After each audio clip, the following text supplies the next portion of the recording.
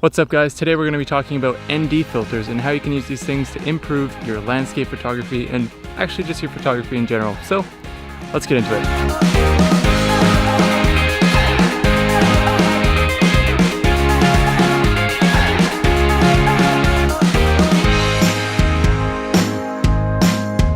What's going on guys, my name is Brendan from BeWillCreative.com, home to editing tutorials, camera gear reviews, tricks, and tips. So today we're going to be talking all about these two guys right here, ND filters. So over here I have just a normal 10-stop ND, and over here I have a 3-stop graduated filter. Now this is going off of my previous tutorial called how to shoot long exposures with no ND filters. Now the techniques that I talk about in that tutorial only work in darker situations. So in that case, I was actually in the forest and it was a lot easier to manipulate my camera settings. Now we're gonna go to the polar opposite of that. We're now out here on a clear, bright, sunny day. Doesn't get much brighter than this outside, and we're gonna shoot some long exposures using our ND filters. So this is the Big Stopper by Lee Filters, and this is my go-to ND filter for all of my landscape work. I've found that 10 stops is like the perfect balance to get long exposures in just about any lighting conditions, but you can still get those streaky clouds, that misty water, whatever effect you're trying to get using your ND filter. So this will go straight over top of my lens and it will cover my entire image, making less light come into the sensor. So this is the filter that I would use as just a general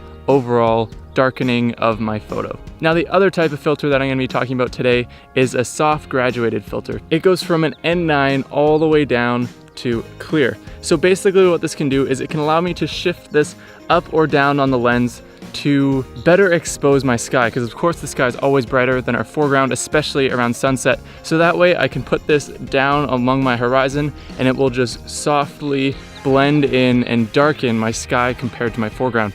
So that way I have a better option of getting really nice exposures all in one shot. So a question I get all the time is, how do I actually get the right camera settings while using my ND filter? Now it seems in theory like an easy thing, just throw this ND filter over the lens and forget about it, take your long exposure and be done with it.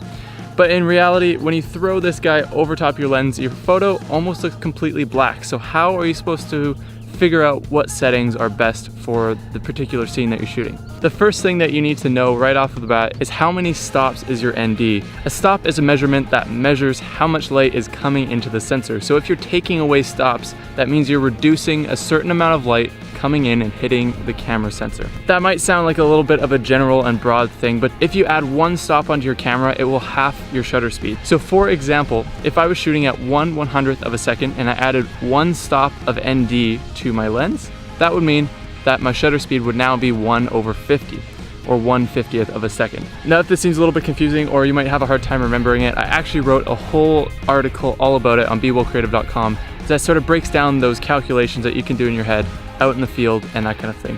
So if you want to check that out, the link is down in the description below of this video. Once you've sort of found your shot, just set up your camera as you normally would and find an exposure that works for your image with no ND filters. Once you have those settings all dialed in, I like to just take a photo so then I have something to compare to. Once you have all that, make sure your image is in focus, and if it is, just switch your lens to autofocus and take your hands off the camera. Once you do that, you can now start to screw on your ND filter to the front element of your lens, or in my case, I will just slide my filter into the filter tray. Now you might be wondering why the heck would you put it on autofocus, but on some lenses, the actual focus ring is on the front element of the lens. So if that sounds like the lens that you are using, make sure to use autofocus so that when you are going and tightening on your ND filter, it doesn't actually throw off the focus in any way. By turning on the autofocus, it locks that lens so you can't actually spin the focus ring. Now that you have your ND filter on your camera, of course you want to now change all of your settings. So of course you have in your head what your starting settings were. You mostly just want to care about your shutter speed. So remember whatever your shutter speed was, and now you're going to half that times the amount of stops of ND that you're using. Depending how much light is out around you and how many stops of ND you're using, that's really going to depend on what your shutter speed ends up being.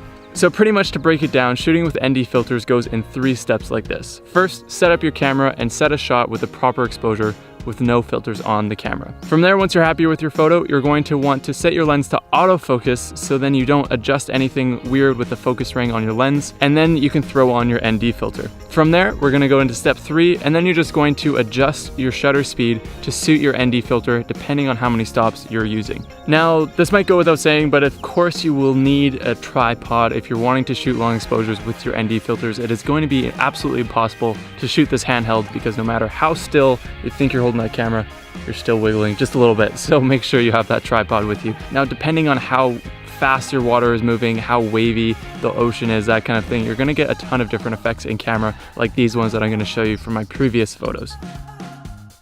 Ultimately, shooting with ND filters is all about practice, and it's a really fun learning experience that kind of never gets old, in my opinion at least. So once again, a friendly reminder that if you're wanting to remember all the stuff that I talked about in today's video, I actually wrote a blog post all about this stuff, all the conversions that you need to remember, all about the stops and the equivalents for setting up your camera settings with an ND filter. You can find that article over on BeWillCreative.com, which is linked in the description below. Other than that, my name is Brendan from BeWillCreative.com. This was how to shoot with ND filters, and I'll catch you back here next time.